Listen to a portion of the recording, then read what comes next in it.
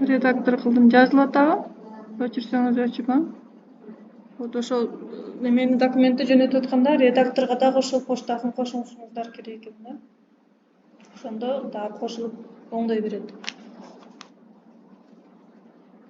Word али жөнөкөй текст жөнөткөндө, таблица жөнөткөндө дагы бардыгынын чекесинде ушундай доступ деген жери бар.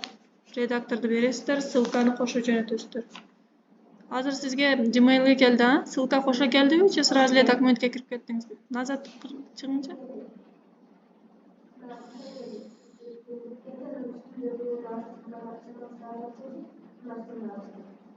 Ссылка уже, значит, неме менен кошо эле келет экен, ачылып кетет экен берки.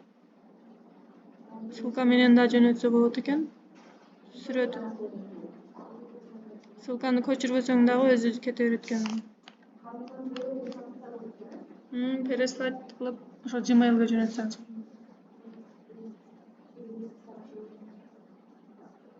Бул сабакты 2-3 бөлүп кайта запись кылып атабыз. Сактап коюм, кайрадан кайталап көрөсүңөр. Оңой менен бул запись болбойт мээге. Азыр эми WhatsApp'тын кээ-бир эмелерин көрсөтүп коеюн. Сиз эми өчүрө бериң.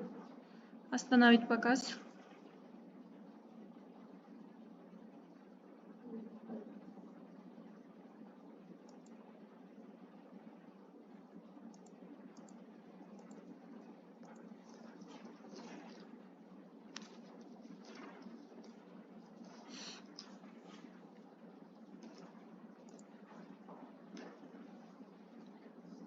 Так, мына эми